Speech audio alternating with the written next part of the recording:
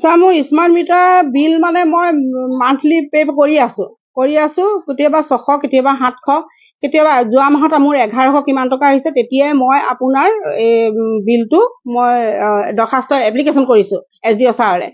কিন্তু এই 15 দিনত মোৰ বিল আহিছে 39,085 টকা।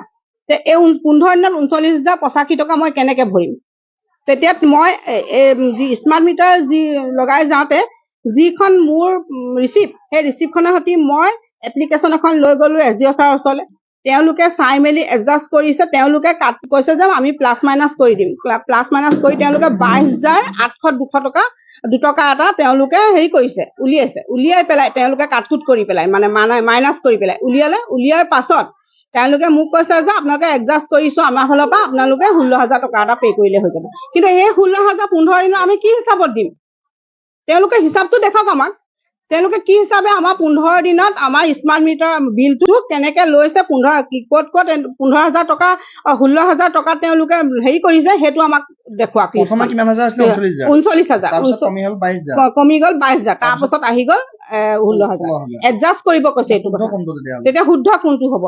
মই সেই বস্তুটো কনফিউজ হৈ আছো যে শুদ্ধ কোনটো হ'ব। তেওঁলোকে 16,000 খুব বেছি 1100, মই মানি লৈছো 1,100 টকা 1,000 টকা এটা তেনেকে আহিছে। মানে তেতিয়াহ'লে যদি 15 দিনত 1,100 কিমান টকা আহিছে তেতিয়া 2 মাহত আপোনাৰ 2,400 টকা হ'ব, 1,200 টকা ওচৰা-ওচৰি আহিছে। তেতিয়া 1 মাহত 2,400 টকা হ'ল। মই মানি লৈছো 15 দিনত যদি এইটো আহে তেতিয়া 1 মাহত 2,400 টকা 1 মাহত 2,400 টকা বিলো নুঠে কাৰণ সাধাৰণ মানুহৰ ঘৰত এটা ফ্ৰিজ বা ইনভাৰ্টাৰ বা মটৰ থাকে সেইটো আমি আগৰ পৰাও চলাই আছো, জানো কেনেকে বিল আহে আৰু মোৰ পুৰা ৰেকৰ্ড আছে বিল মই পে' কৰা। তেতিয়াহ'লে এই 15 দিনত 39,085 টকা কেনেকে আহিলে? এইটো চৰকাৰ ৰাইজক ঠগি খোৱা বুদ্ধিয়ে হৈছে। এইটো মানে এই সাধাৰণ ৰাইজৰ মূৰত মাধমাৰ মাৰিছে।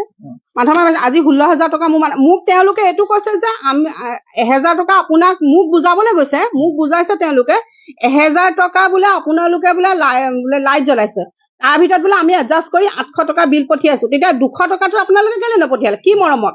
মোৰ প্ৰতি কি উপকাৰ জাগিলে? নালাগে মোক, মই 1,000 টকা যদি আপোনালোকে 800 টকা বিল পঠিয়াব কৈছে 1,000 টকা বিল পঠিয়াওক মোক, কাৰণ মই 800 টকা দিব পাৰিলে মই 200 টকাও দিব পাৰিম। আপুনি 16,000 দিব নে নিদিয়ে? নিদো, মই কোনো পধ্যে নিদো, কাৰণ মোৰ মা হৈছে এজনী পেঞ্চনাৰ আৰু তেখেতে বেমাৰী মানুহ। তেওঁ 8-10 হাজাৰ টকা পেঞ্চন পায়, 16,000 টকাৰ তেওঁ দিব লাইটৰ বিল দিব নে তেওঁ খাব দৰৱ খাবলৈ? তেতিয়াহ'লে আমি এইটো বস্তু কেতিয়াও মানি নলওঁ। এইটো স্মাৰ্ট মিটাৰ ঠিকে নাই। স্মাৰ্ট মিটাৰ ঠিকে থকা হ'লে আজি ইমানখিনি ৰাইজ ইমান হেৰি নকৰোঁ, স্মাৰ্ট মিটাৰ ভাঙি নিদিয়ে বা স্মাৰ্ট মিটাৰ খুলি নিদিয়ে। এইটো ঠিক নহয়। আমি মুখ্যমন্ত্ৰী ডাঙৰীয়াক এইটোৱে অনুৰোধ জনাইছো যাতে তেওঁ এই স্মাৰ্ট মিটাৰটো খোলাই আমাক আগৰ মিটাৰ